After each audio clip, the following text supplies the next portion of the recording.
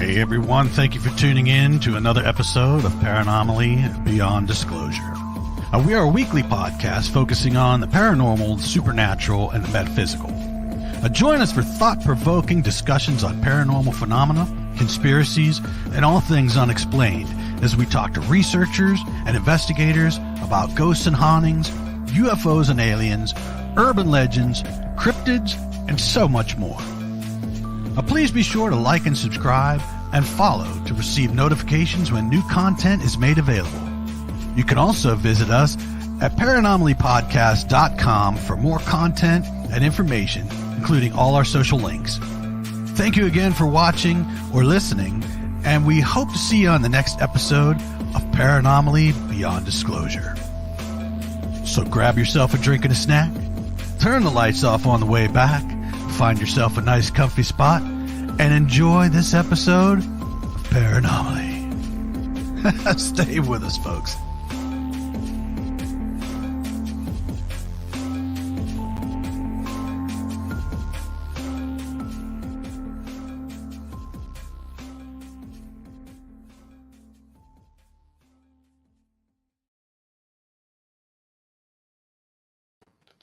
Hey everyone, thank you for coming in here with us tonight, and we have a great show for you. We have Sev Tok with us. I'm so excited. I'm getting nervous for whatever reason. You're a speaker, author, an experiencer, ufologist, and you're an experiencer advocate. Sev, tell us about yourself. Oh, okay. Well, it's a pleasure to be here with you and your listeners and your viewers. Thank you very, very much. We had a little discussion before we went on air, which was an excellent discussion about some of the things we're going to talk about coming up. And I'm really looking forward to talking about some of the things that both of you mentioned. You like to go deep, and I really appreciate that. I am an experiencer since childhood. My first conscious memories are from age 10. And it just has continued until now. There was a point in my life where I was more focused on the supernatural than the ET. And then the ET came back into my life, more ET than supernatural. Now it seems to be both. A lot of experiencers have supernatural experiences and vice versa, because I say when you enter that playground of consciousness, you're going to be playing with all beings that are on that playground of consciousness. So you'll come in contact with ETs and spirit guides and dead people and an endless amount of consciousnesses or beings. I was in denial until 2017. When I moved here to the Inner Banks of North Carolina from Capitol Hill, Washington, D.C. And I had an experience where I came face to face with the Greys, and they burned 2 red X marks into my tush. There's the first one. It was about 1 inch to 2 inches wide. And this X has been all around the world. People have measured it. It's equidistant. And it has eventually gone away. And that was the first X. And then that rocked my world, but I was still in denial. And that's what actually made you realize that these experiences had a physical element to them, that there was some reality to them. It wasn't until then, very late in your kind of abductee experiences, that you realized at that point that it was that it had some physical reality to it. Yes, that's a very good point. I was in denial because I didn't think I had physical evidence, even though I did. I had scoop marks and missing skin and bruises, and I would see lights in the hallway and other things, geometric shapes on my body, all of it, which I ignored. And but this I couldn't ignore. And this, you're right, Jim, for me, validated that these are not dreams. Because I always thought they were really strange, intense dreams. Now I'm like, holy crap, these are not dreams, which means I'm really coming in contact with ETs. And I had an existential crisis. I was scared to death of them at that point because I was scared to death of the Greys. I wasn't scared to death of the other beings I met, but I was scared to death of the Greys. Now I am not. I see that they were helping me the whole time. But because I had adopted the victimization viewpoint with regards to living my life, I just assumed that the Greys were victimizing me too. And once I realized I was doing that and I dropped the victim vibe, I realized that the Greys have been helping me the whole time. And now I am not afraid of them, and I don't think they're evil. Now, Sev, let me ask real quick here, because I always get confused. I know there's short Greys, there is tall Greys. Mhm. Can you elaborate on what the difference is between the Greys? How many Greys are there? Is there a bunch of different Greys? Mhm. Well, I've had 2 experiences, conscious memories of 3 heights: tall, medium, and short. So, do you have the picture of the baby in the tube? I do, yes. Yeah. Bring that up quick. When I was seeing the baby in the tube, I sensed that there was something behind me, and I turned around, and there were 3 Greys: tall, medium, and short. And this was around 2012. This is before I knew they even came in different sizes. Yeah, tall, medium, and short. And I turned around and I looked at them, and they said, "Oh, we're just going to stand back here. We're just going to give you your time. Take all the time that you need." And I was thoroughly confused. I did not understand why I was looking at this baby in a tube, which had the bluest eyes I've ever seen in my life. And even though I couldn't see its private parts, I knew it was a boy. And I didn't feel anything towards it. I didn't have any maternal instinct or anything. It was just sheer confusion. And then I end up back in my bedroom, and I just tell myself, I'm just going to ignore this, not say anything to anybody. And I kept it a secret pretty much until my book came out in 2018. The second incident, when I was given information about the Greys, happened in a MILAB, military abduction, which I was explaining to you before we started the show. I'm just newly getting into because it's harder for me to process that than the ET contact, actually. It's much more upsetting. And in one of my conscious memories, I was in this room, and I've been in that room times, where there was a glass partition between the room I was sitting in and the room in front of me. And I'm at a table, I'm sitting at a chair, and there's always these young men dressed in the same clothing, like khaki colored, short hair, very neutral. And so they're always standing next to me. And they bring this tall Grey into the room across from me. I can see it, into it. And the guy next to me says, "This is the original Grey." And they take that one out, and then they bring in a shorter version. And he says, "This is the hybrid of the original." They take that one, and they bring in the tiny one, and they say, "This is a hybrid of the original." And with each downgrade, so to speak, there's a loss of sentience. So that's why the tiniest ones are more robotic. They're the ones that come take samples, that do like medical procedures and things. There isn't a lot of sentience to them. That's really, really interesting. So- We should come back to that and go over that whole experience more thoroughly at some point. Yes. Do you want to start? Let's go back. Let's start at the beginning. Absolutely. The early experiences, which started at, I think, age 10 to 12. But I just want to ask, before you go into those experiences, there definitely wasn't anything before age 10. It's a little bit atypical for the standard abductee to not have anything, at a young age, before age 10. Like there wasn't, you don't feel like there was any possible signs of Grey abduction happening then prior to age 10? Or, I mean, it could be due to the fact that it seems like you were being tended to by some other group of ETs, which, as you'll explain, left at some point at around age 12, and maybe that's why the abduction experiences didn't start until later. But just to clarify that, so you don't think there was anything at all happening ET-wise prior to age 10? I don't know. I don't have conscious memory of it. I was having supernatural experiences, and I knew things about people that I shouldn't normally know. I had above average psychic abilities.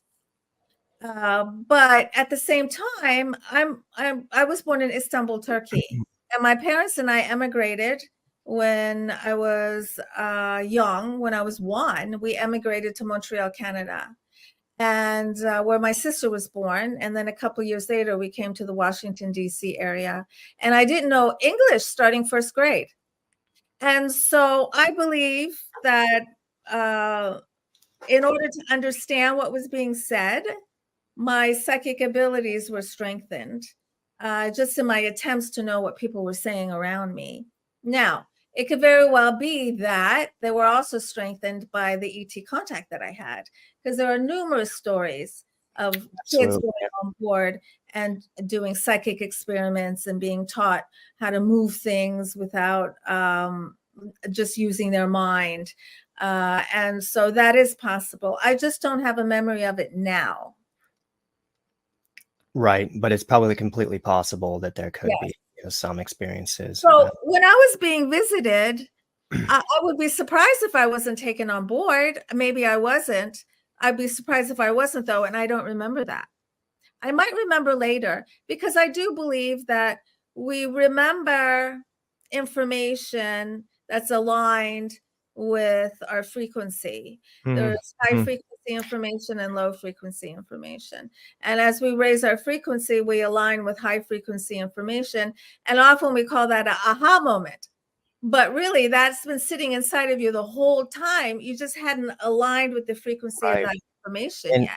And it could be the same with why we don't sort of recall very well dream memories, because our frequency is modulated in the dream state. It's different than our frequency, our brainwave state frequency in the waking state. And you come out of it. I mean, that's what you think too. The reason why the memories are suppressed, do you think there's any manipulation going on, just real quick as a quick sidebar, as far as the suppression of memories?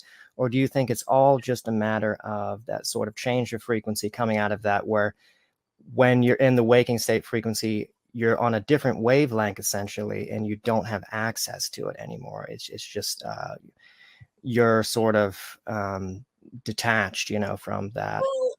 Well, I've had downloads when I was awake. So it just depends on where your focus is. I think you can be completely aligned and completely connected in with the other dimensions while you're awake, just washing the dishes. That can happen at any time. Okay. Okay. So let's introduce the part with the human-like ETs, which started at age 10. If you want to go into that. And okay, so at age 10, I was living in a suburb of Washington, D.C. And at night, I would find myself outside, standing in the grass, and I would see a spaceship coming. And each time it came from a different direction.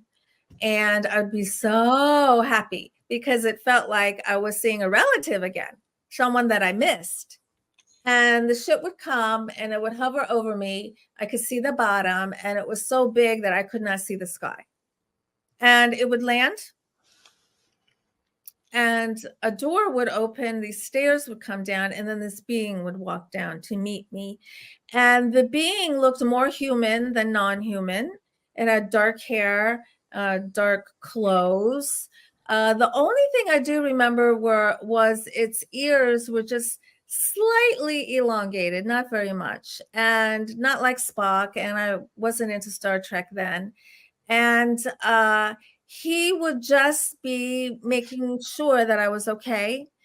And we would converse. I don't remember the details. All I know is that I felt very loved and very safe. And then at the end of the meeting, ding, I would find myself in my bedroom. And after each visitation, it's always the same thing, where my eyes just pop open. I'm fully alert. There is no grogginess. It's not like I'm waking up from sleep. It's like someone literally just dropped me into 3D reality. I'm like, ding. And that's one of my signs that I know that I just had an experience. From that point on, that's an indicator to you that yes, that experience has happened. Yes. So what was the location of these landings again? This was well, I don't know where the landings were happening, but I was living in Crofton, Maryland, which is a suburb of DC, and it's close to Annapolis, Maryland. I did a lot of my growing up in the Annapolis area. So the conscious memory recall is vague to the point where you just knew you were outside. You don't remember walking outside. Like you don't have any recall of like you would just find yourself outside at night all the time. Yes, always at night. Mm-hmm. And I don't know where it was. So you could say, did this physically happen, or did this happen in another plane, in another astral plane? I don't know. Have you ever inquired to your parents about this period and whether or not you were ever unaccounted for or Mm-hmm. You know, I didn't come out to my parents until 2017, I think it was, right before I was supposed to, right before I had scheduled to talk with Kathleen Marden, because I had to get help. After the second X on my tush, I'm like, I need help. That was the first time in my life. Until then, I never said anything to my parents. With my parents, they were extremely open-minded, being Turkish people of their age. They were remarkably modern and innovative and open-minded. They taught me how to meditate in 5th grade. We were buying water when I was in 5th grade. Nobody bought water then. Our friends would come over for dinner and laugh at us because we were buying water. Vitamins, everything. My parents were way ahead. Yeah, it sounds like it. And also he was playing like psychic games with you. Yes. Which is what you do, which to me, when I heard that, sounds more like psychic training. I almost get the impression that your father or whoever initiated these games had some kind of esoteric knowledge and knew that that's how you develop, that's how you hone psychic ability. Because I believe that that's exactly what you do, or that's one of the things you can do with children is play sort of guessing games like that. You know, what number am I thinking of, etc. I find that interesting. And is there anything about his background that you've come to find out, you know, that would shed any light as to that kind of avant-garde thinking? I like the term avant-garde. Mm-hmm. Well, thank you for mentioning my dad. He passed away 6 years ago. And after he passed away, my mom handed me this black and white composition book. She's like, here, you can have this. And I opened it. It was all my dad's supernatural experiences in his handwriting, which I had never known before, and his channeling and all of this. And it's a prized possession of mine. I knew my father was psychic and channeling, and we talked about all that kind of stuff. It wasn't really until I was in high school that he started to let on that he's channeling information. But at the same time, he brought home a Ouija board, and that caused a lot of drama. I don't know if you've ever done Ouija boards, but it was good things, but also not good things with Ouija boards, and I do not recommend them. If you don't have control of your ability and where you can go, they're not good.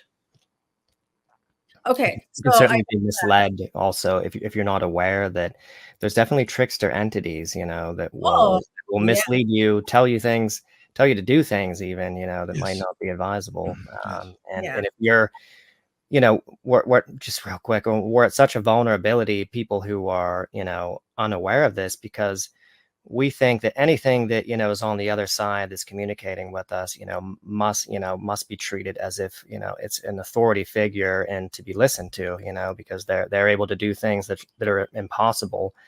And so there's always this kind of dynamic of, well, they know what they're talking about, that Mhm. it must be real, it must be serious. But, of course, that definitely isn't the case. And Mhm, mhm, mhm. Yeah. So are you talking about the power people think that these supernatural entities have over them?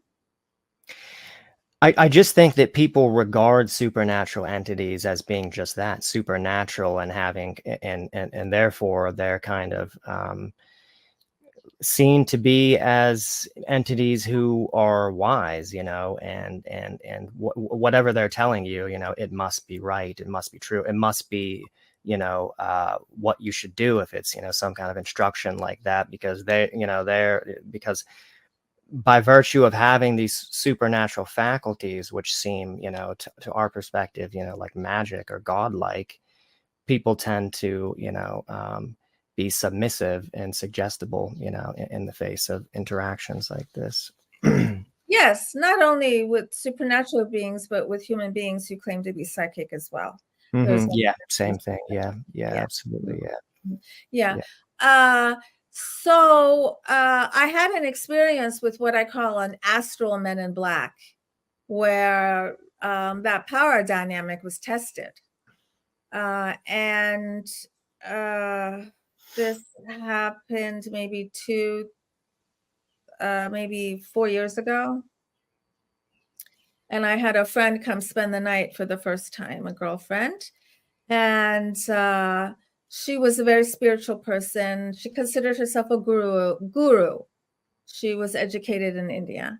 And so she spent the night, and the guest room was across the room from mine. And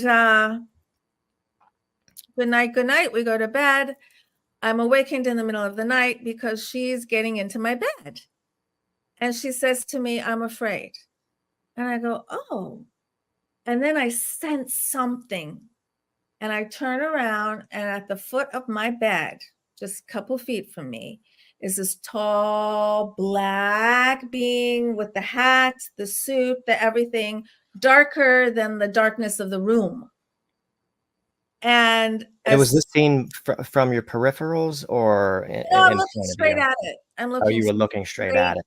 at it. So this wasn't one of those sort of shadow being peripheral No, experiences.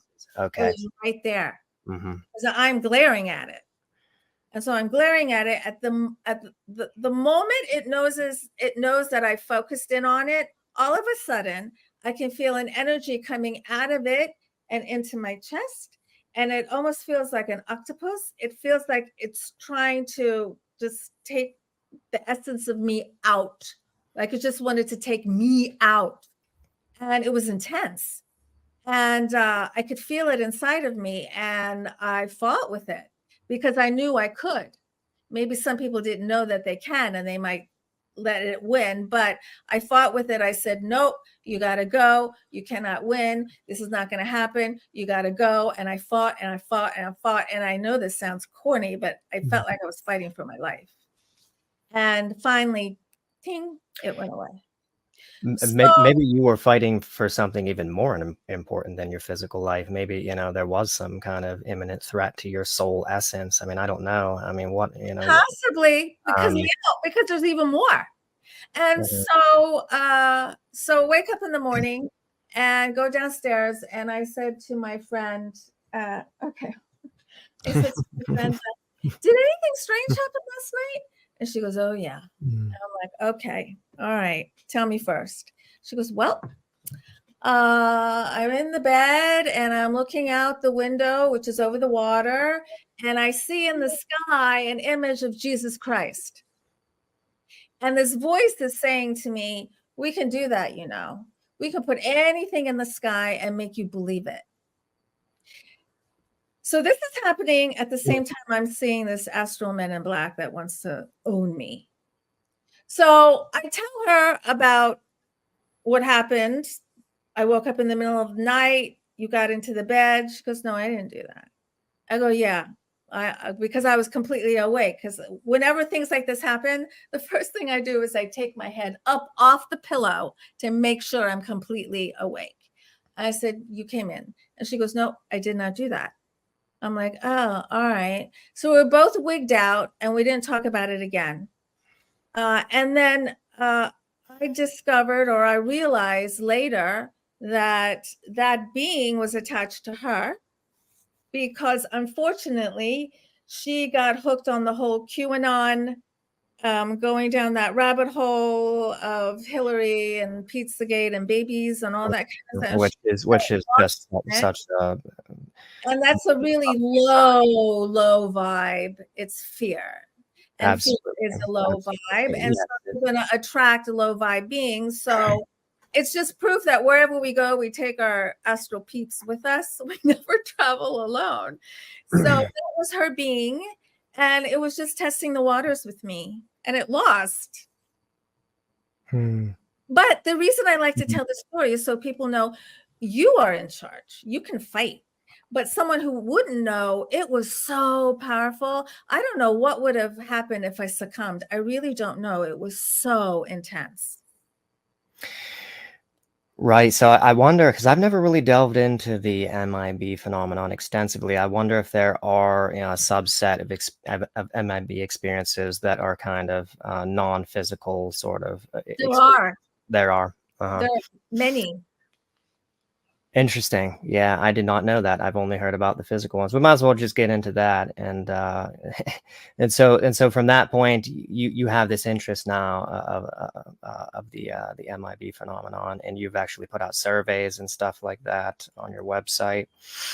Yeah, and then you know what? I took them down because after all that happened, I was really interested in MIB and I wanted to do more research about it. And then I thought, no, you know, this is a really low vibe, negative thing.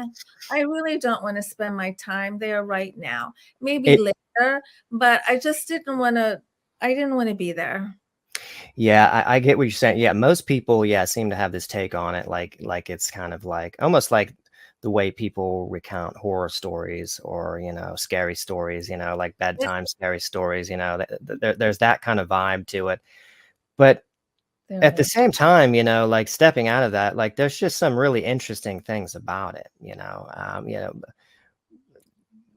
they do a lot of interesting things, which are really curious, you know, they seem to have whatever they are. Now, of course, we have to kind of parse, first of all. There's the human MIB, of course, you know, which are humans, you know, which seem to be, you know, geared towards intimidation, silencing people, silencing witnesses to things, suppressing information. And then there's the, you know, the non-human or what seem like potentially non-human MIBs. And we actually have a clip to play about that. So why don't you play that clip now, just to introduce this kind of concept. So this comes from a guy. This was a real early Project Camelot interview. A guy named Dan Burish, who was an MJ12 whistleblower, basically, which is really rare. You know, I don't know of any other sort of MJ12 whistleblowers. I don't think all his information was correct. Like in this clip, like he does mention that, in his opinion. Well, just go ahead and play the clip, maybe Todd, and then we'll discuss that. All right. Ready. Jack up the volume. Hold on 1 second. I need to allow this to get there. Hold on 1 second. Come on. Wait, I'm going to be right back.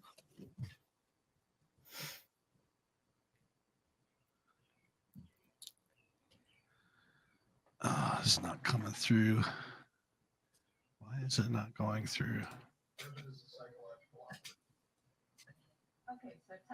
There's no way to. What the heck? Just had all this working. Technical difficulties. Mm-hmm. It always works. If there's no way, we'll just skip it, and I can just basically summarize what he's saying. I'm going to try again here. See if I can do it this way. Because I do have the video right here as well. Let's see if it'll let me just plug it right in. And this is someone that's had multiple Okay, contacts. so tell us about Okay, well, the Men in Black the phenomenon. Men in Black, yeah. Part of it is a psychological operations unit within Majestic. And they operate to scare people away from things that they've seen that they don't want them, further bringing information out in the population of the so-called giggle factor. Anything above that, they attempt or have attempted, I don't even know that they're still in operation, to suppress. Then you have the real McCoy.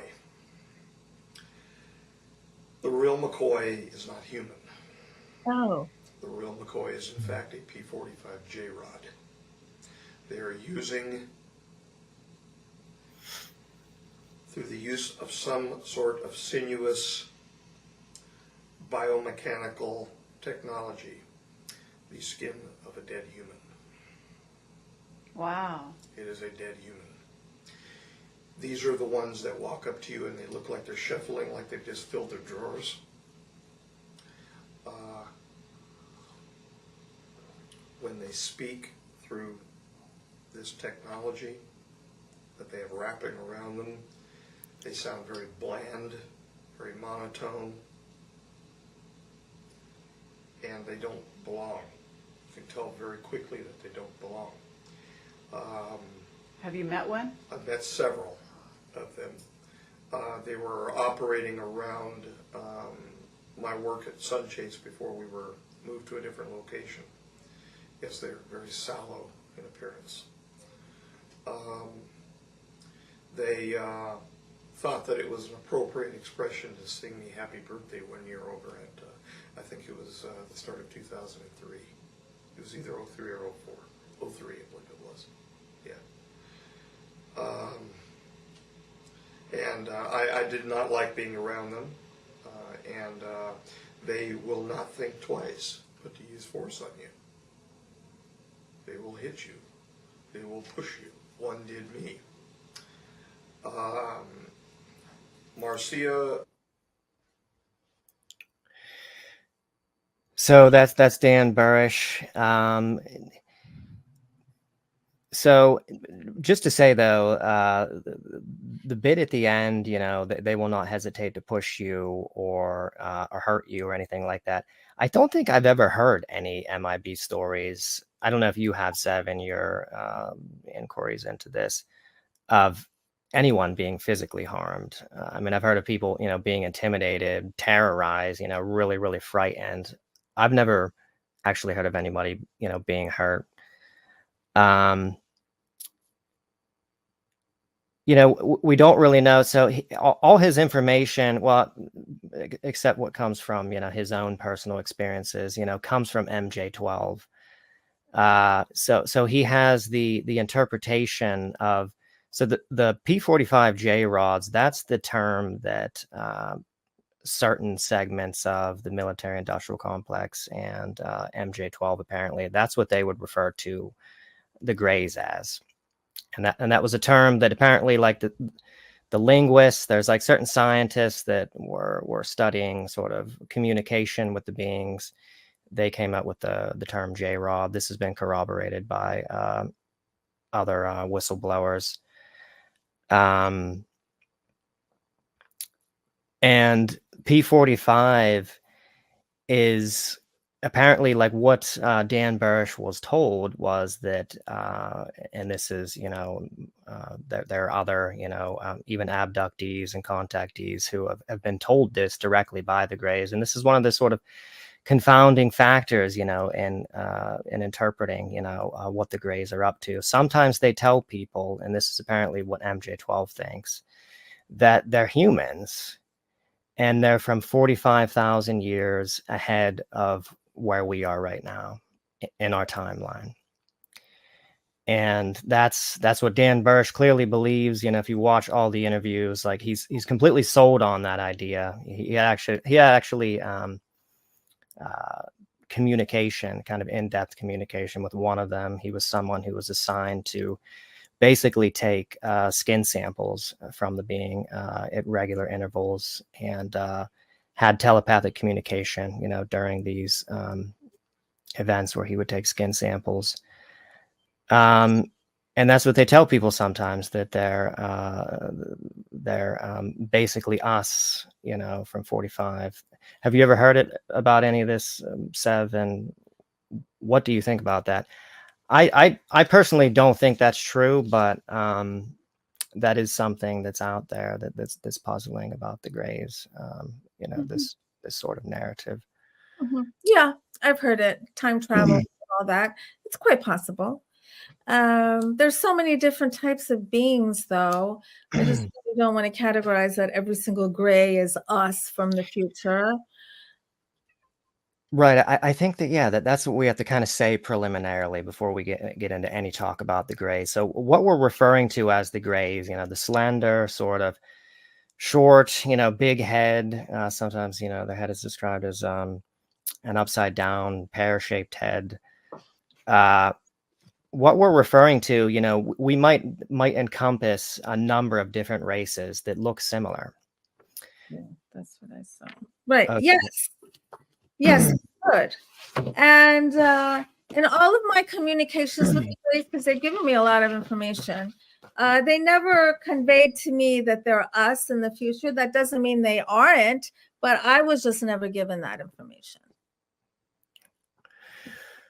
Right. And some people, are given information that they're from Zeta Reticuli, which seems to suggest that, they're not from Earth. If they're saying, they're from Zeta Reticuli, that seems in that statement to imply that they're not Earth originated. So either, I don't know, either there's deception going on and there's sort of different narratives, and some are false and some are true. Or we're talking about different races, and some of them are from Zeta Reticuli, and maybe, who knows, some of them are, future humans. And let's also remember that perspective is key here. How do you view your life? So in my initial contacts with the Greys, my perspective was through the lens of victimization. I've been in 2 abusive marriages. I thought my happiness depended on how others treated me. I was looking at the outside for peace, and I was everyone's victim. And so when I had the contact with the Greys, I just assumed that they're victimizing me, just like my ex-husbands did. Why not? And it's not until I realized, I need to change that perspective. Well, then I realized that they have been helping me the whole time. So perspective has a lot to do with it. I'm an experiencer advocate, and I help experiencers around the world. If anyone would like to tell me their story or looking for help or guidance, please contact me at sev@planetsev.com. That's my email. And my website is planetsev.com. And, I forgot what I was going to say. Darn it. I was talking about something. And then what was I saying? We were talking about the Greys. Oh, darn it. I was talking about experiencers. And he was just talking about vulnerability. Okay, thank you. And how you look at things. And so when I help experiencers, first experiencer has to understand that perspective is very important. And as long as they stay in the victimization perspective, they're not going to heal. And they're not going to see the beauty of this experience. There was a lot of beauty and there was a lot of information. From my research and interviews, I've concluded that the ETs, a variety of different types of ETs, are giving humans information in 5 major categories. The hybridization program, how to strengthen your psi abilities, possible future fates for mankind,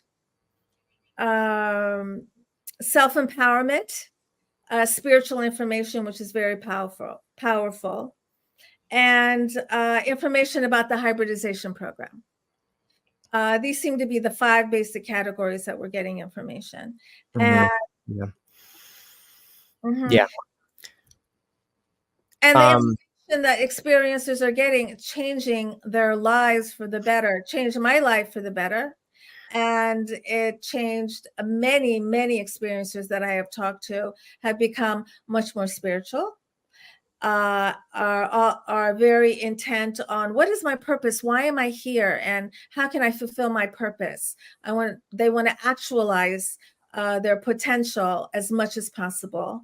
Another thing that happens is they tend to become very creative. Some start to paint, some start to write music. Experiencer art is in right now. It's like a new thing. I love experience art. Yeah. Also, some stop eating meat. They become much more concerned with the health of the planet. And there's much more of a focus of all one instead of just me. And that's a profound shift. Yeah.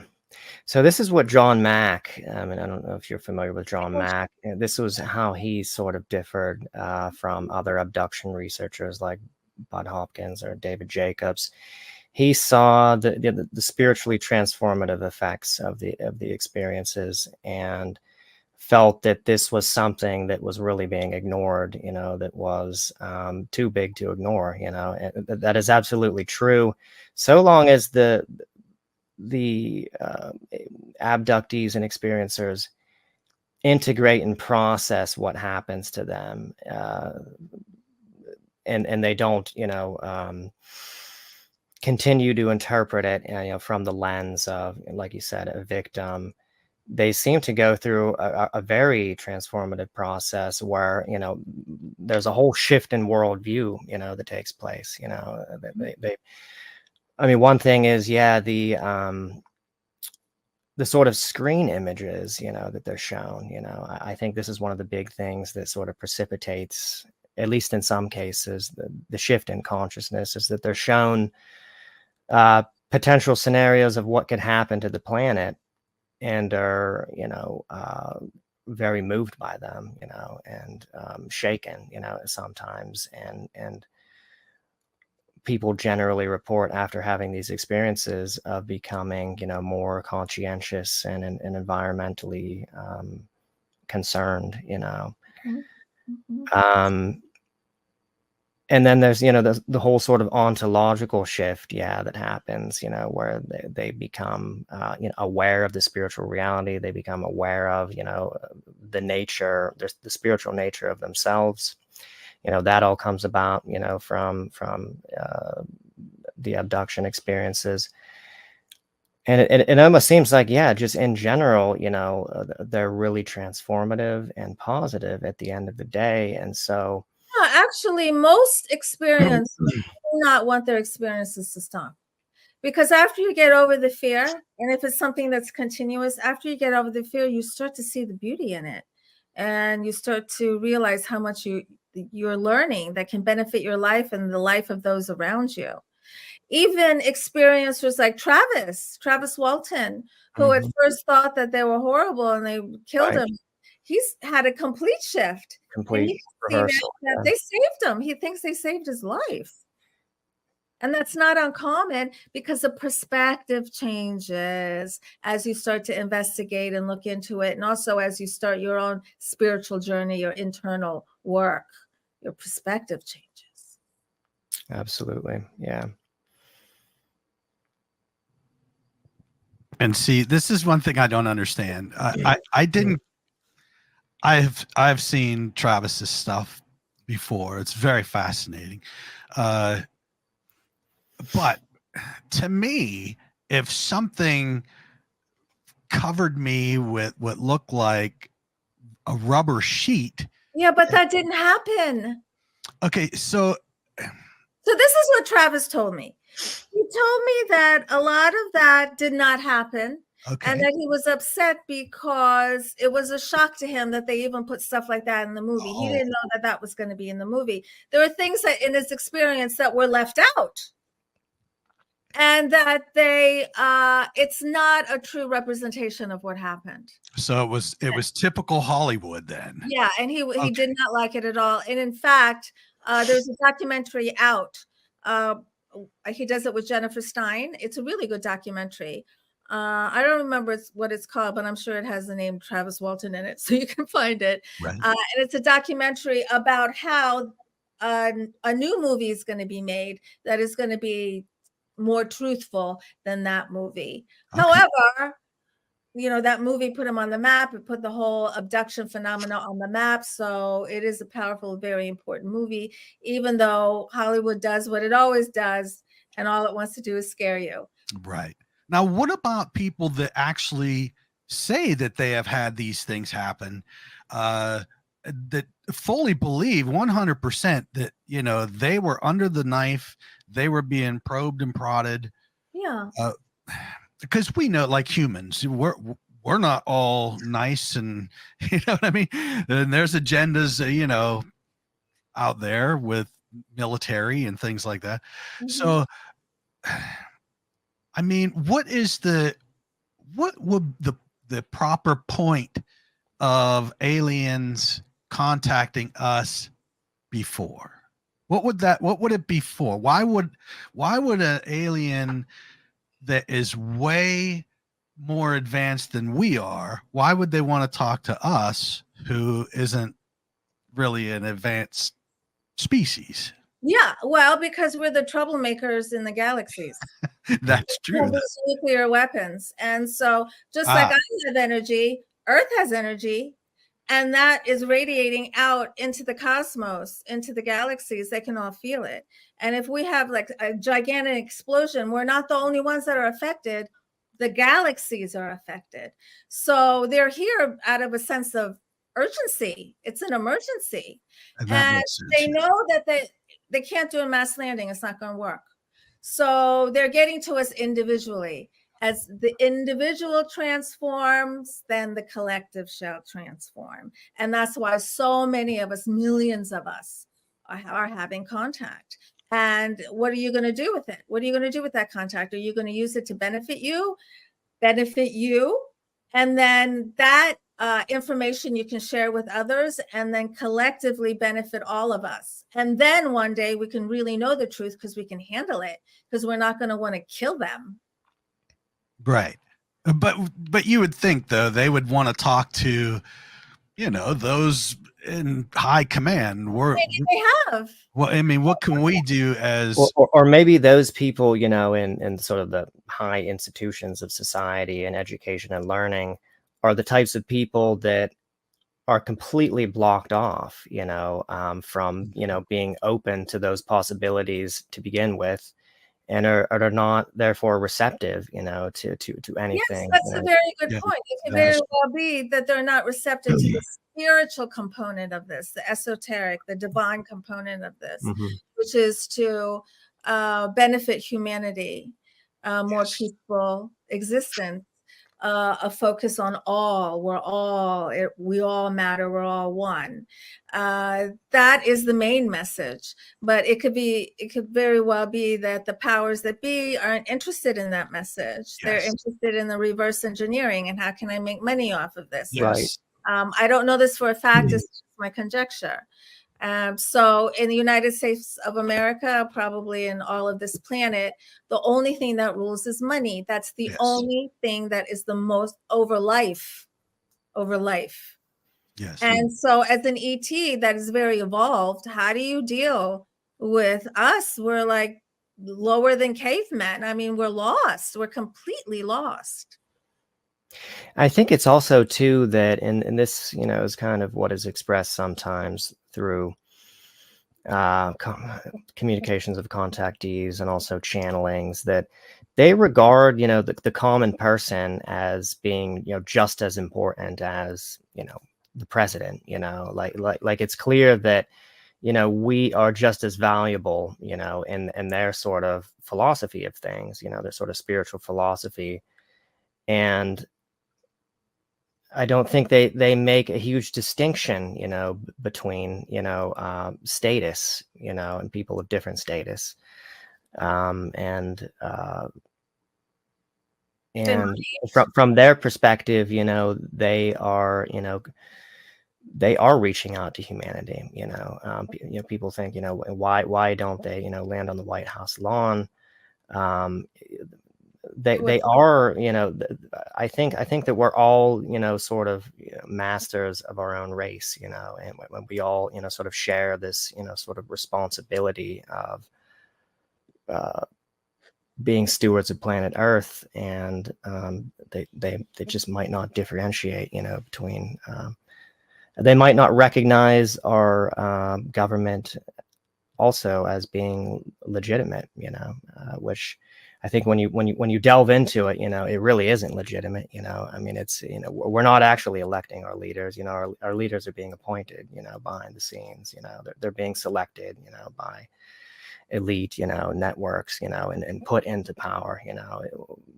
We have no say on what's going on, and so from their perspective, maybe, they don't see our government as legitimately, in charge, Yeah, true. an idea to throw And out that might matter, and maybe that doesn't matter. I don't know. Mm. We're dealing with, I've come in contact with a variety of different beings, and each and every single one has had a knowing that far exceeded mine when it came to how we all fit together and how this universe works and why we're here. And I really do believe that if each of us gave ourselves permission to focus in on the parts of us that exist in the other planes or in the other dimensions, we can download personal information. It's like free therapy that can really help you with your life, help you make decisions, and also help you with the struggles and the hurdles that you have. In fact, my career is doing that. I conduct soul purpose sessions. I have clients around the world. And this is interdimensional information that comes through from my client. And I was doing this way before I admitted any kind of ET activity. I've just always been involved in that extra dimensional world. And so I still continue it. And I have that spiritual component to my work. And then I have the pure UFO ET component. And then there's a component to my work where both of them are mixed, because they can't help but get mixed at some point. And see, I totally agree with that. I agree that as well. If you are highly empathetic, if you're a caring person in general, and you help people and want to help people, I think that we would definitely get the message from ETs before anyone else, because we are more open and we're ready to receive these different answers and questions and things like that. Yeah, some of us are. Yeah, some Yes. of us are. Mm-hmm. And for those of us who are but aren't consciously aware of it, there's a struggle, which is the biggest struggle with the experiencers, is just like, I cannot believe this is true. I just cannot believe this is true. It just cannot be. And then the next question is, why me? And they have to know. They're like, why me? Why me? Ultimately, it doesn't matter. It doesn't matter why you. The only thing that matters is, what are you going to do with this experience? Are you going to allow it to better you or not? Are you going to allow it to ruin you? Are you going to allow it to victimize you to the point where you are strapped and you can't blossom and you can't actualize your potential? And some experiencers do that. And that's how they identify themselves, as the victim experiencer. I did that. I did that for decades, but I don't do it anymore. And I know the benefits of not doing it. When you're playing the victim, it affects every single area of your life, every single area of your life. It's not like you can put off your ET contact off to the side and say, oh, okay, that's just going to go off to the side. It's not going to bother my real, it bothers every single aspect of your reality, because you're lying and you're not being authentic. Right. And there is a difference between what you just said and someone that might have hit their lowest point in their life through another different type of thing. So if you are vulnerable and you hit your lowest point, you can receive messages easier. Almost like if someone would say, you can become, they say you can become a demon possess you quicker if you're at your lowest and your most vulnerable. Where that is also true for an ET contact. You're at your lowest, you're most vulnerable, and you are open and receiving, and you are picking up these different things. Okay, that's a really good point. So Yeah, I think there's something to say about those that. are Yeah. different things. So when you're depressed, that's a really low vibratory field. You're going to align with low vibratory beings. Yes. So there's that. Another thing is, it is not unusual for ET contact to happen when the person is undergoing some kind of stressful situation or some kind of big life change. It's not uncommon for the ET to show up then. You're right. And you had that happen with you, actually, after you, I think some of your experiences with the Greys started right after you moved to a new location, right? Right after you moved to... Well, I had contact with the Greys before I moved here. But the X happened here. I woke up here. I came to realize that it's all true and that I don't have to be afraid of it. And Kathleen Marden helped me a lot with that. You know Kathleen Marden? Yes. In fact, we have her coming on in the near future. Yes. Oh, good. Yes. And she's become a friend of mine, and she's my mentor too. And she endorsed my book. I'm really honored that she did that. And she was the first person I came out to. Because I needed help after that second X. And that was the most important conversation of my life. And so that's why I do what I do, because I want to help experiencers, because you don't have to be stuck in that horrible, scared place. It's such a shame that experiencers are having the most remarkable experience a human being can have, face to face with another higher civilization off planet. And instead of talking about it, we're embarrassed. We want to hide it. It affects us negatively. It's a burden to bear. It should be the exact opposite. Yeah, and you would think it would be now, because people are way more open to the possibility of aliens, UFOs, things like that. Whereas back in the 50s and stuff, yeah, that would be like, we're not ever discussing this ever again. So you would think it would be way easier now for someone that had something happen, and now they can bring it up without fear of being ridiculed, which I'm sure it would still happen anyways. Yeah, it is easier. It's easier. There's still a lot of pushback, but it's definitely easier for experiencers. The most important thing is for an experiencers to come out to yourself. You don't have to come out to me. You don't have to write a book. You don't have to go on TV, but just come out to yourself, admit that it's happening. If you need help, then contact an advocate like myself, or someone else, or support groups. There's a lot of help now. There wasn't a lot of help when this was all happening to me, but now there's a lot of help, and it's important. Right. And that is true. And with someone like you, Sev, where somebody doesn't know where to go, they don't know who to talk to. Maybe this is something that they've been harboring for years and years and years. And then they see this show or numerous shows that you've been on, and they say, wow, here's someone that I can open up to and tell her what I'm feeling. Because it takes people like you and Debs, our friend Debs Shatke. Yeah, I know Debs. Yeah, it takes a lot of people to get up the nerve to talk to people like you. And I think that what you're doing is fantastic. I wish I could see more people doing this, but each person has their own kind of conviction if they should reach out or just let it alone.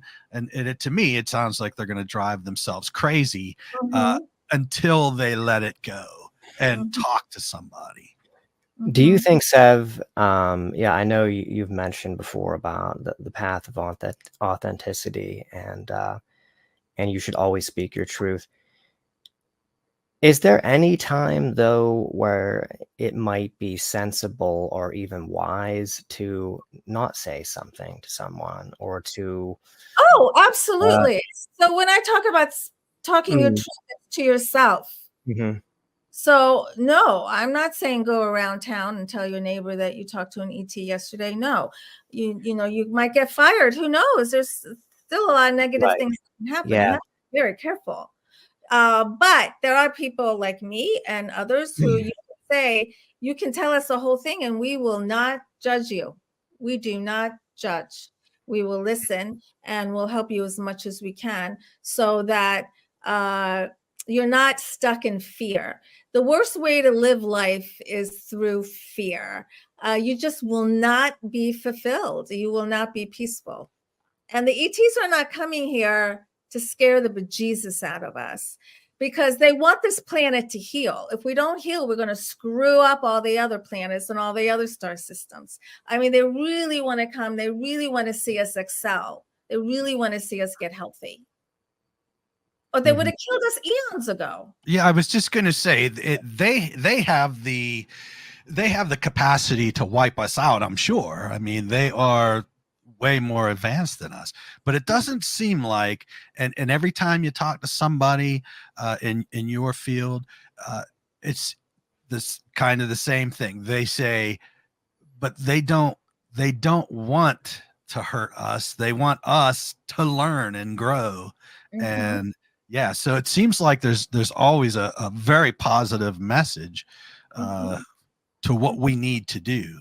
Yes, yes, there is. We're like the infants. We're like the infants of the cosmos, and they're not giving up on us. They help. You know, you've heard all the stories about how they're at nuclear plants and they're very interested in what we're doing nuclear wise. And there's been a lot of activity on bases and sites and things because they're vested. They are intervening. They're vested. It's not just our health, it's theirs too. Right. And like you said, it's not just that they're invested in this planet. Like if we would have a nuclear war or something, that would affect even other dimensions, apparently, is what I've Yeah, through that um, cosmic fabric weave. Yes. Well, Mhm. right. sure. And I just heard not long ago that I don't know what country, in fact, I think I know, I'm just not going to say, was talking about putting nuclear stuff in space. And I'm Mhm. thinking, why? Why would you want to put something that you can fire nuclearly in Mhm. space? To me, it makes no sense. That the human race is all about money and death. That's what it seems like. Oh, right. Yes. That's a scary thought. You know, this whole space force and all that, I really don't know what's going on. And we really don't know what the powers to be know. A lot more than we think they know. Like what's really going on over there? What's really what are we really doing? How do we really are we know about the clandestine programs that our government has had and other governments around the world engaging in psycho warfare, uh, astral travel, mind reading, all of that. We've been engaged in all of this. And could it very well be that going back to that video, maybe another way that there's a MIB is through the consciousness. Maybe they know how to do that. Maybe they can mess with our consciousness. Maybe that being was sent to my room through some kind of orchestrated effort. Um, Wasn't subcon- that the dream of your friend? What didn't it sort of pertain to something like that? but it They have wasn't the a dream. ability to. Oh, it wasn't a dream. No. Or what did you say about they have the capacity to create holograms or something Yeah. like So she saw Jesus Christ floating in the sky, that? Oh, she and actually saw it. That wasn't a dream. no, yeah, she saw. She was awake. She was awake, and she looked out the window, and there's Jesus Christ floating in the sky, and she heard, "We can do this. We can put anything in the sky and make you believe it." At the same time, this men in black is trying to attack me, this astral men in black. And I do believe that they're connected. Yeah, there could be a connection. So that seems to reference Project Bluebeam. Yeah, I was just going to say Yeah. that. Yes. Yep. Yes. And this technology, this holographic technology, which, as we were talking about in the podcast with Augie Nost, the state at which it's gotten to now is probably, I think they've had this technology for a long time. And so I expect that it's advanced to a degree to where they could convince maybe even me, someone who's aware of Project Bluebeam, and the capacities they have, they could convince me, of certain things, an ET invasion potentially and things like that, because it's probably that advanced, I would think, at this point. Mhm. And yeah, who knows? I mean, maybe there is some relationship to that and the MIB phenomenon, Mhm. potentially. Now, Sev, I have a question. I don't mean to have to skip back, but when you was talking about MIBs, you talked about an astral MIB. Mhm. Now, what is the difference between like a real human Men in Black and an astral one? Well, I don't think I've met a Men in Black in 3D. And if I did, I don't think its energy would have come out of it and gone into my energy and tried to like pull my essence out. Okay. And so that's why I call it an astral Men in Black, because the experience was beyond 3D, way beyond 3D. Okay. All right. And I wasn't sure. That's why I was like, let me back up just a Oh, minute yeah. and see what we have. Mhm. When you, I'm just gonna bring this up because I want to get some clarity on this picture We as also well. have a lot of comments and questions, and I'm so grateful to everybody. Thank you. So your picture of the gray that you've seen. Now these folds at the top above the eyes, that is skin, correct? Yeah, it was like wrinkles. It was just all folded. Yeah, going all the way across. So that, according to, if you look at regular photos of people that draw grays, I have never seen one like this before. Mhm. And I'm just trying to figure out, I'm just trying to see like what kind of a gray this would be, since this Okay, one well, has okay, so it's wrinkles. So maybe I could have drawn it a little bit better, but it's like wrinkles. no, And no, I that's have fine. seen depictions of people where they have seen wrinkles on the forehead of grays. Okay. Yeah. And is But that normal biologically with, I I have mean, no like, idea. because I wondered if that, because actually the clip that we played of Dan Burish earlier in that interview, he mentioned something about the Greys having some kind of, and I don't know if you know anything about this or have ever been told anything about this, having some kind of genetic malady or something that affects their appearance, that the Greys that we see, or at least, some of them, their appearance is not how it should be, that they're affected by something or other, and it affects how they look, and also their sort of stature and the way they stand, and they kind of lurch forward, some of them, due to this condition, is what he said.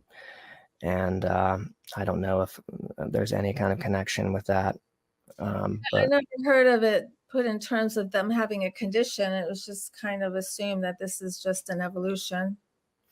Sure, and it makes perfect sense. I mean, there's many different nationalities and things for us, so it would be fair to say that they would have that as well. Mm-hmm. Mm-hmm. So it's just interesting because I never seen a drawing like yours before. More like the other ones that I put up, that regular kind of shape. But that's very interesting. Very interesting. Now let me see here.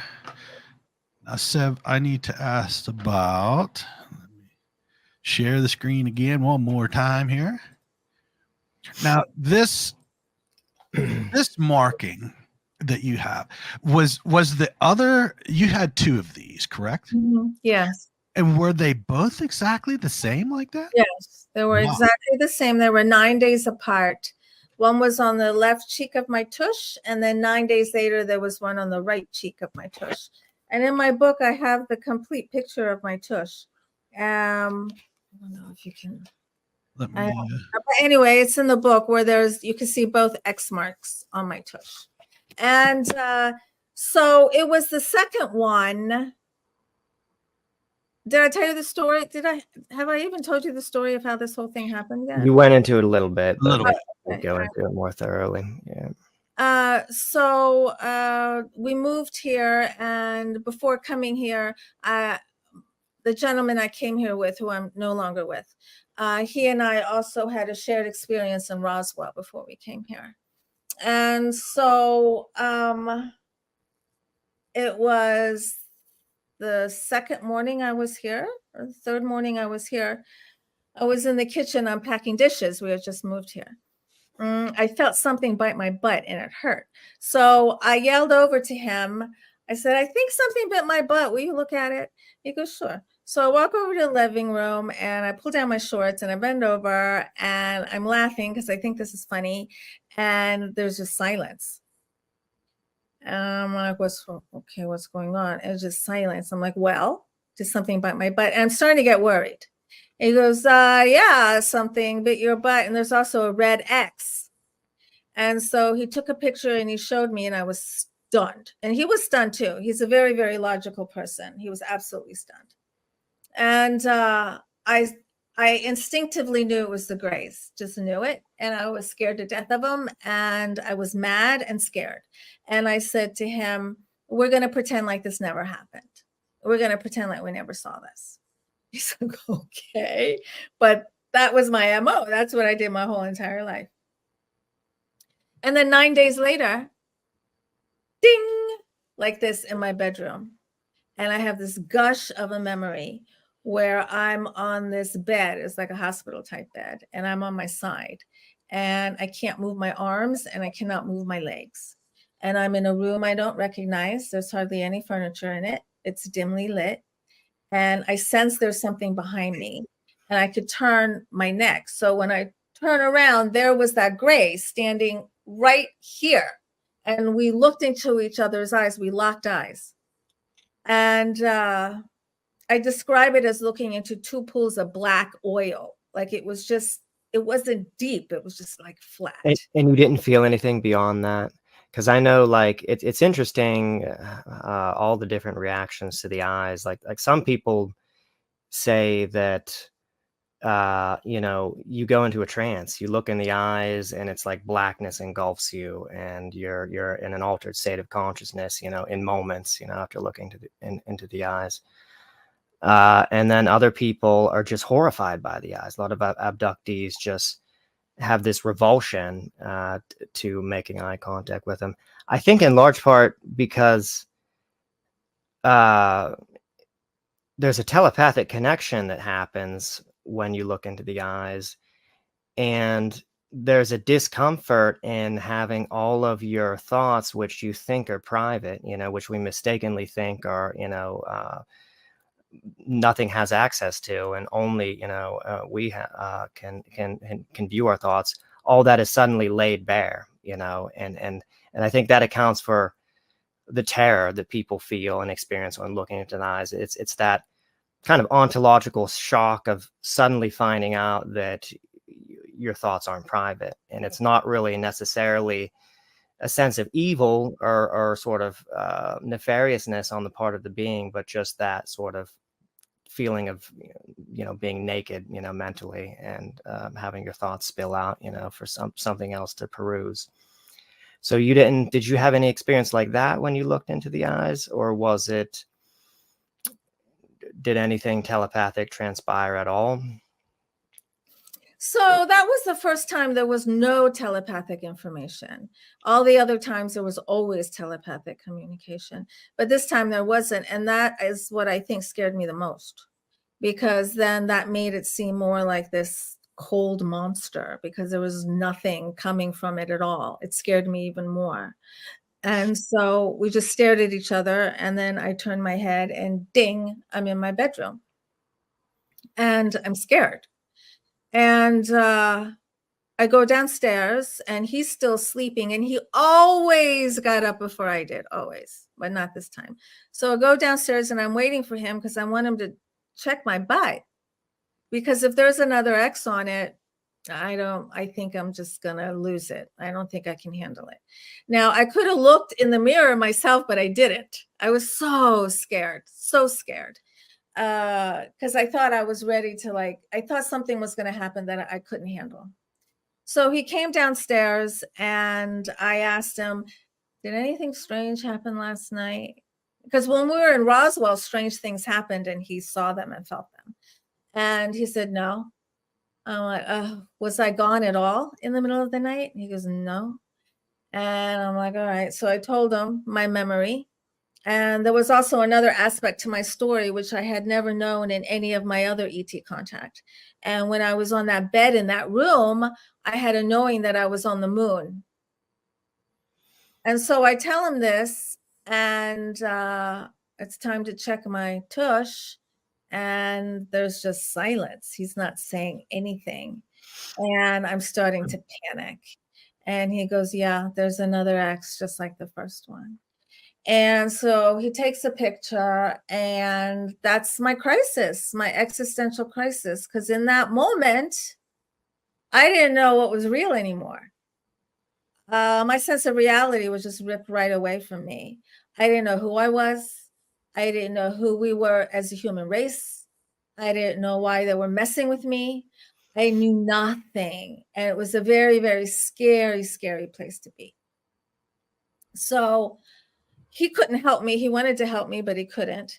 And so once I calmed myself down, I declared that I needed help. That was the first time in my life ever that I asked for help, but I didn't know who it was going to be. I had no idea.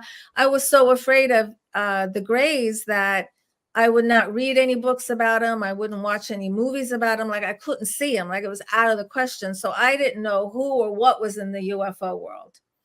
And a couple months after that, my girlfriend, Elizabeth, who lives on the island of Kauai, she called me and she said, I think there's a movie you'll like. It's called Unacknowledged by Dr. Stephen Greer. So I watched it, and that lit something inside of me. And after I watched it, I went to my computer and I told myself, this is it. I have to find somebody to send a picture of this X to. And I heard in my head, MUFON. And I didn't know what that was. So I Googled it. It's a real thing, Mutual UFO Network. And I saw a picture of Kathleen Marden. And I told myself, she's it. She's the one that's going to help me. So I emailed her. She responded right back. And she spent an hour and a half with me Skyping. And it changed my life. And then I still didn't know what I was going to do with all the information. And I just told myself, I don't have to do anything. You know, I could just sit on it. If I'm going to do something with it, it'll organically happen. If I'm not, it doesn't matter. I don't know what I'm going to do with this. Although back then I did see myself in my mind's eye talking on stage, which freaked me out because back then I didn't want anybody to know what was happening to me. So to see a vision of me talking on stage was like, that's impossible. Like, I can't possibly do that. And then a few months after that, I woke up one morning and I said, I'm writing a book and I'm going to call it, You Have the Right to Talk to Aliens, and I'm coming out. And when I went to sleep the night before, I didn't have those thoughts. I don't know what happened that night, but when I woke up that morning, I was determined. And I wrote the book. I wrote it in 2 or 3 months. And then I was asked to be a speaker at AlienCon in Baltimore, which was appropriate because I had a lot of ET contact in Baltimore.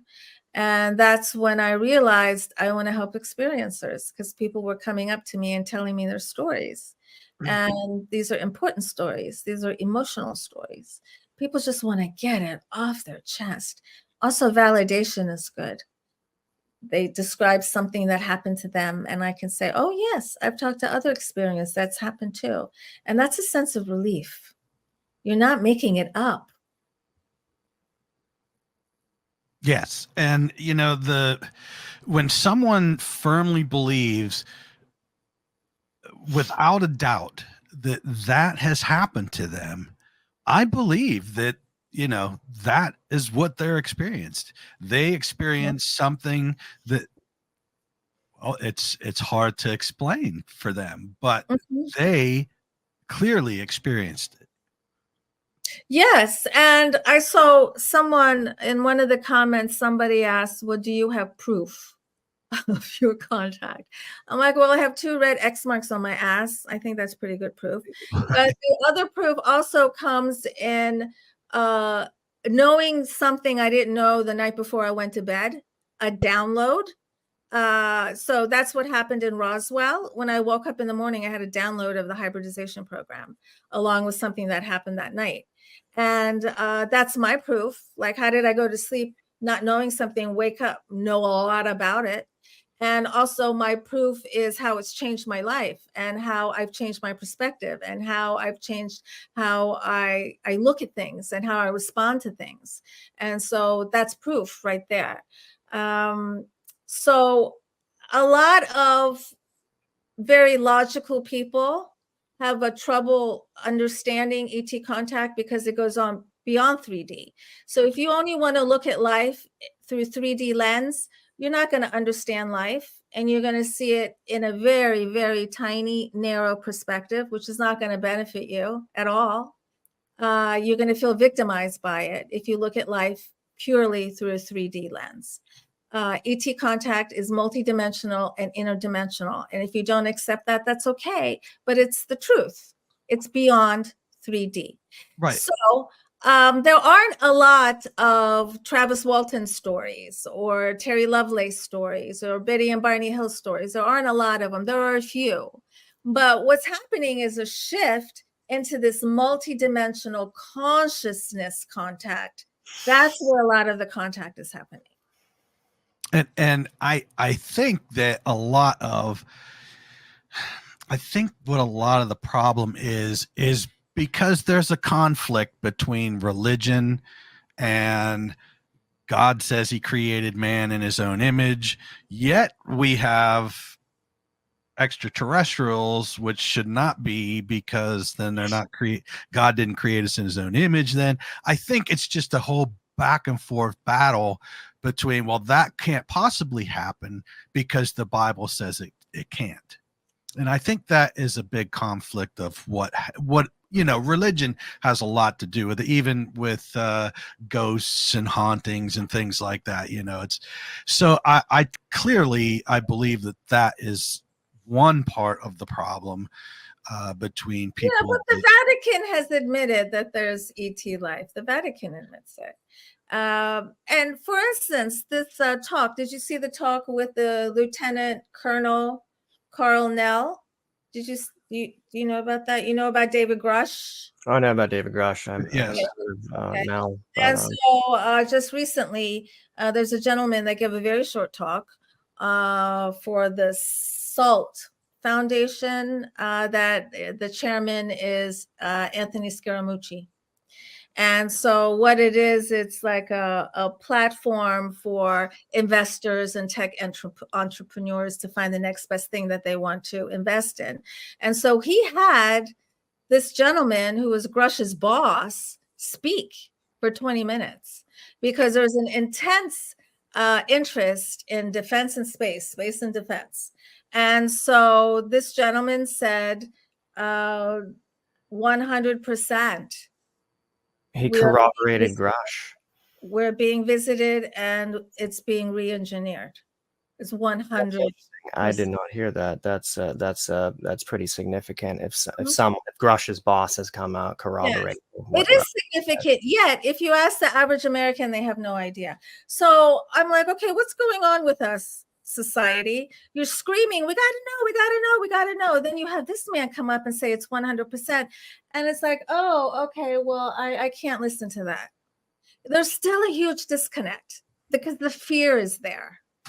Well, I think there's a lot of disinformation as well. We're being bombarded on all different angles, and we're getting told that there is, then there isn't.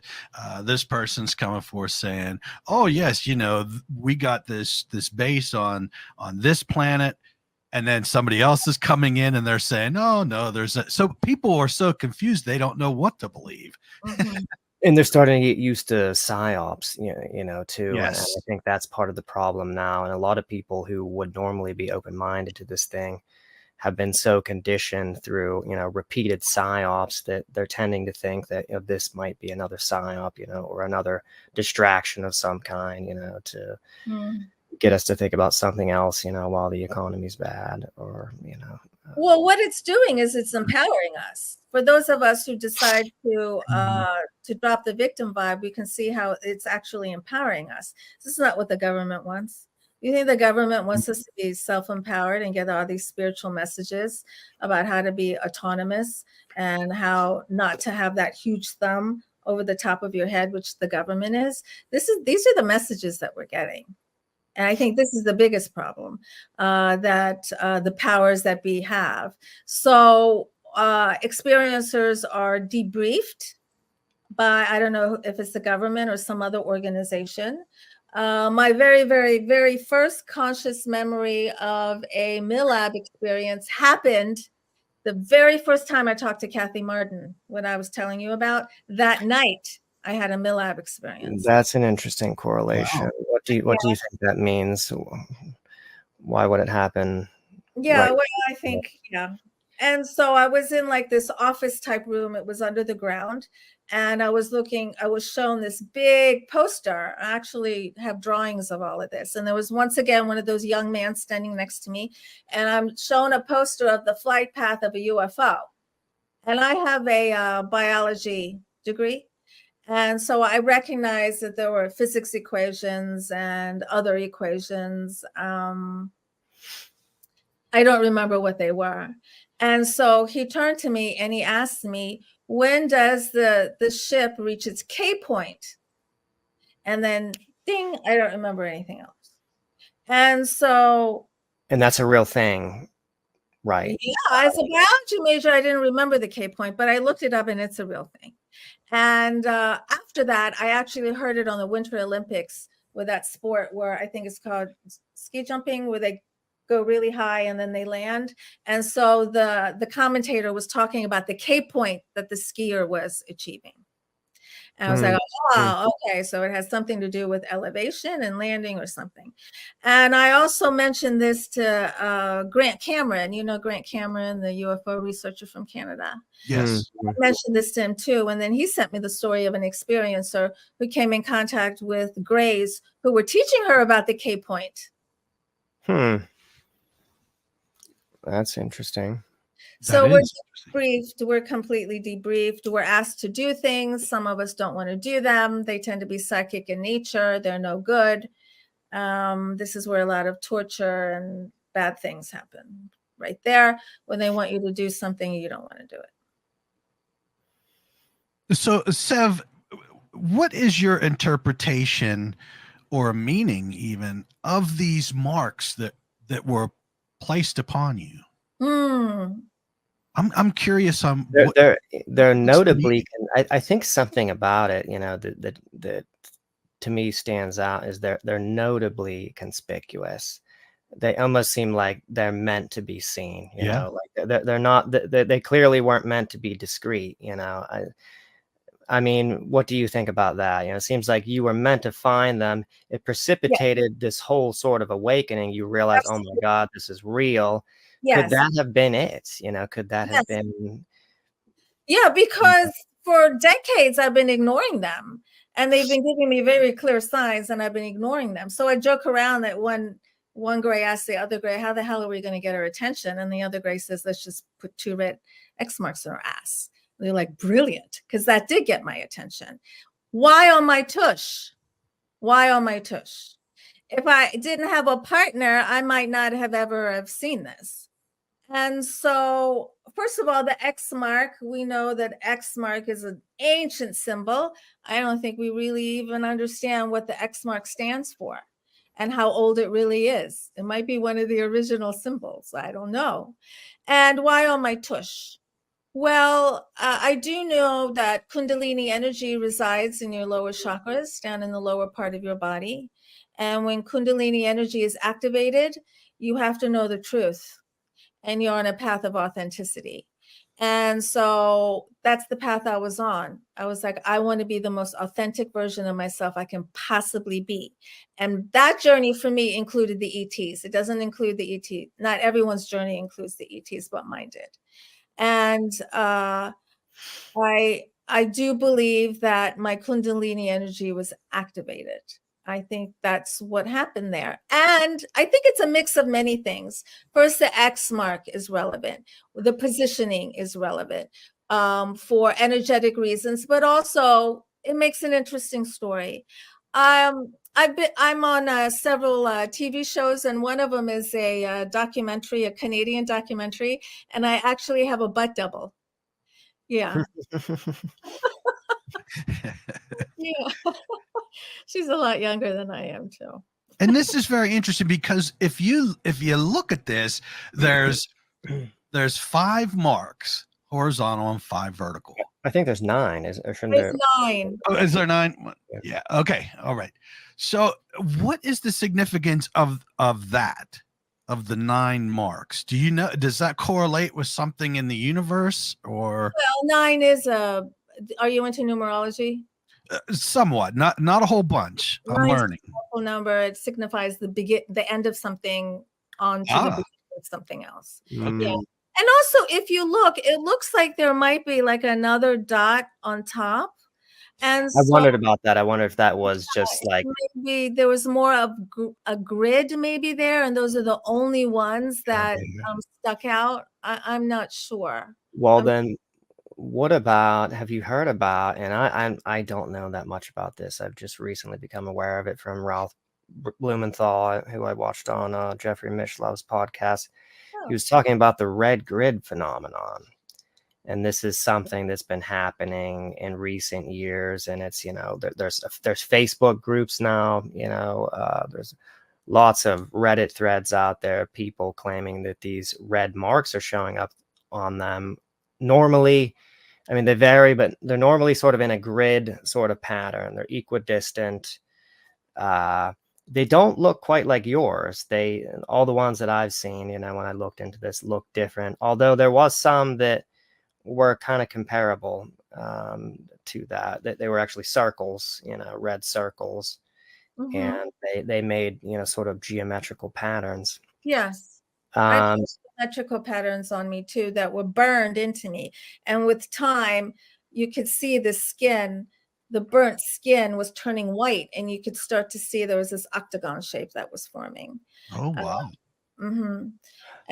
That's interesting because one of the pictures I saw of someone, regarding the red grid phenomenon, they were kind of like octagons that they had on their arm or something. I don't know if you can maybe look up something, Todd, and find something on that or some pictures. Yeah. And a lot of people do attribute it to the abduction phenomenon. I'm not exactly sure what all the connections are, but there's been surveys done, and people say a large percentage of people say that it occurred in correlation with some strange dreams, some strange vivid dreams. So that kind of sounds. I'm trying to come up with another word, because these aren't dreams; they're real experiences, and a dream just doesn't do it. So I'm trying to come up with another word. I can't come up with another word yet. In this world where we're talking about these kind of entities and these kind of experiences, we're lacking so many words. We need a new vocabulary. I think that same thing too. I've written articles, and I always and so many words are kind of have so much baggage to them, or religious connotation, that if you use this word, certain groups of people will be turned off instantly. That's right. I always think about that. Yeah, that there's just a need for new terminology that would really help sort of bring the field forward, increase credibility with communication and whatnot. Absolutely. Yeah. Maybe altered state experiences. I don't know what could be, rather than dreams, another term. I call them night travels sometimes, but they don't always happen at night. They can happen in the middle of the day too. Right. Yeah. All right, let's see here if I can bring up a couple of pictures here. Here is one. Of a red grid? Yes. So here's one of a red grid. And then let me pull up another. And this one right here. That's kind of the more typical red grid appearance. Yeah, so it looks like the circles are bigger, and are they equidistant? It does look a little different. So with each one of these, the person does have a conscious memory of contact? No, not with each one of them. With like, at least like, I think that one of the surveys I saw that was done on that Facebook group was like 51% of people who reported the markings felt that it had occurred in correlation with an unusual dream of some kind, or what they interpreted as an unusual dream.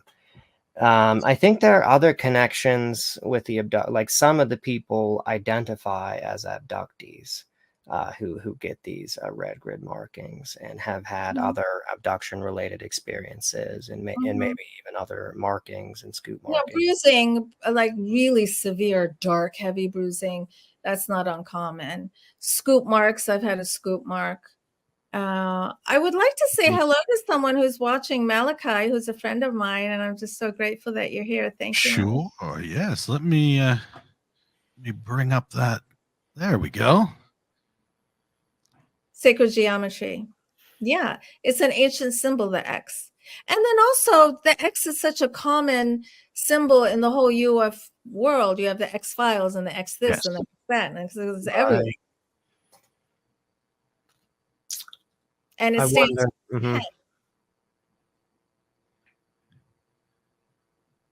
Can you hear me? Yeah. Oh, I'm sorry. Yeah. What did you say? Okay, no, I'm just curious. I thought my my mixer went out. I was like, wait, I can't hear. So you believe yours had that interpretation, and my thought is, why two of them? Why one on one side, one on the other? Do you think that was balance things out to make it more crazy, or to kind of like solidify the feeling that it's not an accident, you know, like one, you know, like that's weird, you know, and then you get a second one and it's like it shatters any doubt maybe at that point. As soon as the second one appears, you know, it's like, well, you know, no way, absolutely no way that could be random now at this point. You know, that was kind of like the kicker, you know. Right, your validation. Right, and that's why I lost my mind. And it is really substantial, you know, to me, you know, and I think abduction researchers would regard this as such. It's pretty substantial physical evidence, you know, that there's just clearly there's no way that could have just formed naturally, you know, equidistant dots, you know, in the shape. Like this?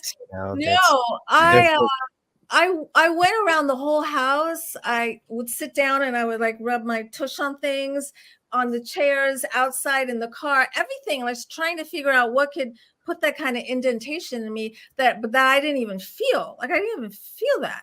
If it wasn't for that bug bite, I wouldn't have asked to look at my butt. And I mean, the bug bite had something to do with it too. Or maybe it wasn't a bug bite. Maybe it was something. Maybe it was something they did, you know, to make you feel some kind of pain to check out that area. Because you might not have been on your rear end, you know, if it hadn't have been for that, you might, you know. No, never seen it. It's very possible. Yeah. I'd like to say hello to my other friend who's here, Maria. Absolutely. Yeah, Maria's from Baltimore. Thank you, Maria. So now with these marks, and trust me, they look like it would have hurt to get that. So do you think it could be also like a way of, how do I want to say this?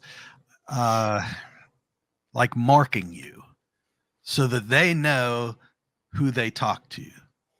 Hmm. Like we talked to Sev. Okay, how do we know we talked to Sev? Okay, well, we put these marks on her butt Maybe more in in a symbolic specific way. sense, you know. Yeah. Yeah. Well, they went away.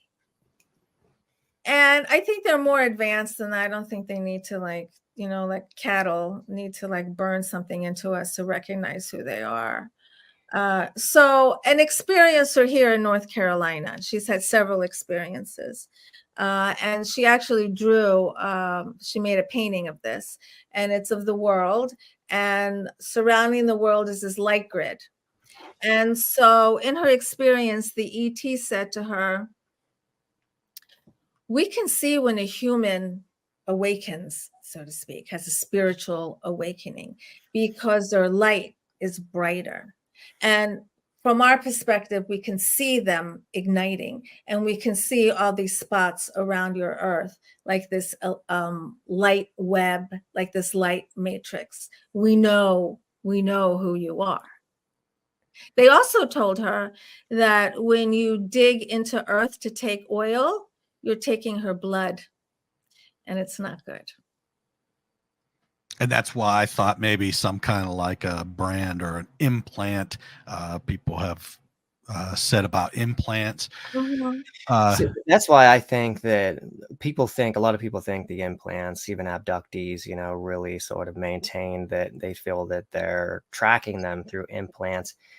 I do not think that beings at the level of technology and advancement that they are at need any such, you know, devices to track you. You know, just the faculties of consciousness alone, you know, are enough. You know, I mean, if you understand and know about remote viewing, you know, that you know demonstrates that, you know, even at our level, you know, we can track people, you know, without the need for implants and things like that, whatever they are, you know. And I think that there's something to them. I don't think that they're you know, just completely unrelated, you know, things that aren't anything, you know, but I know they're really important. I think they help regulate any kind of ailment that might be in the body. Yes. Why that makes sense. Is there some kind of reason why you feel that's the case, or have you heard any? Well, because I agree with you that it's just really tiny thinking that they have to put a little thing in us to know where we are. That's really small, like human thinking. So it's not that. So why else would they put something in our bodies while they're helping us at the same time? So they're giving us all this beautiful information for us to become stronger. And then they're not then going to put something in our bodies that's going to make us weaker. It doesn't make sense. So right. And they obviously have a vested interest in you, yes. You know, and if they're, you know, taking, you know, genetic material from you, they don't want to do anything that would infect, you know, the host, you know, not to That's use right. They want to keep you healthy. That's right. Right. They're taking your genetic material. Yeah. Yeah, that makes perfect sense. Yeah, but then we're trying to make it make sense, and it could be something completely different that we have no idea about. Because people are trying to make sense of this crazy, crazy happening. So what I do, and this has to do with absolutely anything. If someone gives me a channeled message, or if they give me a message, some kind of spiritual message, I do not care where it comes from. So if you're telling me it comes from Mother Mary, or you're telling me it comes from Isis, I'm like, whatever. I don't know. Maybe it is, maybe it does. It doesn't matter to me. What matters to me, how does this message make me feel? And is my life better knowing this message? Is it better or is it worse? That's all I pay attention to. If these messages are beautiful, supportive, loving, have my best interests at heart, I'm going to pay attention. I don't care where it comes from. It's not coming from a bad place. That's for sure. I don't have to know the name of the being that this information is coming from. Some people are intent on who's the being, where do they come from? Why don't you ask these questions? Well, ultimately, when you're in that experience, the best way I can describe it is say you go to college and you go home for Christmas. Well, when you go home, you don't look at your mom and go, who are you? Where am I? It's just like you just know it. And that's what it's like in these experiences.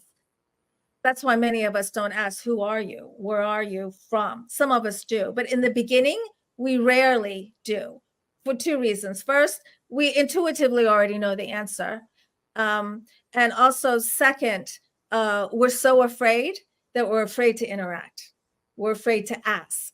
We think that they're going to do everything to us. We don't feel like we have any power or any word. And that's not true. We can interact. I have something to ask you that is of interest to me. So when you're in these altered state experiences or these travels, people report that when you're in that state of consciousness or on that wavelength, on that frequency, that while there, you have access, you know all the answers that you're looking for, or you know a lot more than you do in your normal state. And like abductees, for instance, some will be in a state of doubt as to whether their experiences are real, but when they're like having a regression, let's say, and they're reliving the experience of when they were in the state of consciousness, they have all the knowledge. They know that it's real. They know things about the race, they know about all the other times they were taken, they have recollection of all these things. Is there anything that, like, do you relate to that at all? Or have you ever been able to, whilst in these experiences, glean anything else from being in that state of consciousness, which presumably might have greater access to what's going on? The experience that comes closest to what you're describing is the one that I had where these two light beings came into my living room and talked to me in the middle of the day. Why don't you, tell that whole experience, and start from the beginning. Yes. When was this, first of all? Is this? Oh gosh, it was just maybe 4 years ago, 5 years ago, maybe something like that. And I'm in my living room, and the next thing I know, there's these two light beings in my living room, and I can see them. And I'm blinking. They materialize right in the room, or they walk in the room? I picked up my camera and took a picture, but they're not there. But I saw them. Mhm. There are two of them. And I made a graphic to the best of my ability because they're really, really hard to draw, because they were just constantly moving, undulating streams like kaleidoscope light. So gorgeous. They're very hard to draw because they're constantly moving. And it was mostly blues and silvers. And there was a little bit of like a green that would flash right here. And so they had a head, and they were very, very tall, and they had a body, and they had eyes and nose and a mouth. And the first thing they said to me was, and I'm taking notes the whole time that they're there. I mean, I'm that conscious and aware, taking notes of everything that they're saying. And they visited me again to give me information about our DNA and DNA activation. But the first thing they said to me, well, the first thing that happened was I felt so much love. I have never felt love like this before. It is beyond the love that you feel from your mother. It's beyond that. And so first that washed over me. And then they said, when you look into our eyes, you look into yours. And then instantly I felt very safe. And they started to give me information about energy and Tesla and Disney and Tchaikovsky, three men who've always been three of my favorite men since I was a little girl. I've always loved Tchaikovsky music, and I don't know anyone who doesn't like Tesla and Disney. And so they said to me that those three men were in contact, and they were channeling, and they know the truth. And They were that in contact with these beings that you're talking to, or just they in didn't general? tell me it was with them, but they said that they were in contact. I'm just going to assume it's them because they're the ones giving me the information. And they also said that Tesla and Disney met, and that when you listen to Tchaikovsky, it's a DNA activator. And it is not by accident that Disney's movie Fantasia is filled with Tchaikovsky music, because Disney knew. And so Fantasia is not a cartoon, it's a DNA activator. Wow. You know, Sev, just listening to the conversation and all the things that I've actually learned from you in this last 2 hours, it's incredible. I love your story. Thanks. You know, what you do to help others is another thing that it's so commendable, because a lot of people, they don't care. You know, they're just like, hey, you had an experience. Okay, well, prove it. We want proof. We want this. We want that. But they, you know, by letting them tell you, you not only help them tremendously, but I believe that it also helps you as well. It sure does. Yeah. Yes. And Sev, if people want to reach out to you, tell us again how they can reach you. Thank you. My website is planetsev.com. I actually have a planet and a star system named after me in the Star Wars galactic system. It's the planet Sev Tok. And for those of you who like to watch Star Wars Andor, they mentioned my planet, and I got all these emails about, oh my God, I heard your name on Star Wars. Many years ago, my best friend was dating a writer, and he got a job writing a short story for Star Wars. And he liked my name, and he told me he was going to name a planet after me. And I thought he was kidding, but he did. And I'm in Wikipedia. The book came out, and there I am. So he has immortalized me forever. I'm very grateful. Yeah. And my email is sev@planetsev.com. If you're an experiencer and you're looking for some help, please contact me. There is a section on my website, Tell Me Your ET Story. You just fill out a few questions. It's very private, and then I'll respond to you. I also do private consultations. I do soul purpose sessions, and I'm on Facebook and Instagram and all that kind of stuff. I'm really easy to find. I'm on Gaia TV with George Nuri, Beyond Belief, and I will be in an upcoming episode of a very, very popular show on the History Channel. I can't say what it is yet, but you can probably figure out what it is. I think that'll be coming up in September, I think. And you also, you host you have a podcast on MUFON, don't you? Yes, Contact Radio. I host it with Earl Grey Anderson. Yes. Yeah. Another great show. Thank you. Oh, your support just means the world to me, both of you. And your questions were wonderful, really insightful, and there were deep questions that were very good. Thank you. Well, you know, that is a lot of Jim wants to know these things, and he wants to get deep into them. And I just follow along because I kind of ask the simple questions while he takes care of the bigger, deeper mysteries. Yeah, but the simple questions are important, like why and X. That's a simple question, but I can't really have an answer. Exactly. But it kind of takes everybody to hear their opinions on it as well. So it really works out the best that way. I feel anyway. Yeah. Well, Sev, I want to thank you so much. I want to thank all our watchers and listeners, and I just had a really great time. Sev, I definitely want to have you back on again. Yeah, I would love to. Talking about anything you want to talk about. Well, I can share experiencer stories with you if you're interested in the messages that they got and how it changed their lives. I have lots of those. That would be fantastic. Their artwork. Yeah. Yes. Yes, we would definitely love that.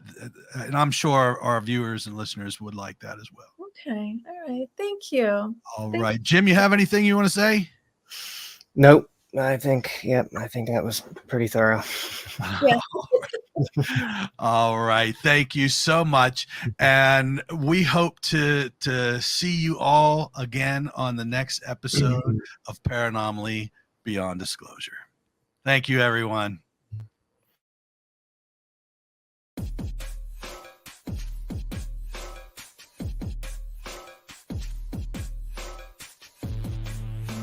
Thank you for tuning in with us tonight. We hope you enjoyed this episode. Please be sure to like, subscribe, and follow to receive notifications when new content is made available. A Paranomaly Beyond Disclosure is looking to talk with ufologists, researchers, investigators, contactees, abductees, channelers, and more for upcoming shows. Or if you have stories, photos, videos, questions, suggestions, or comments, please contact us through Messenger or email us at paranomalypodcast@gmail.com. You can also visit us at paranomalypodcast.com for more content and information, including all our social links. I thank you again for watching or listening, and we hope to see you on the next episode of Paranomaly Beyond Disclosure.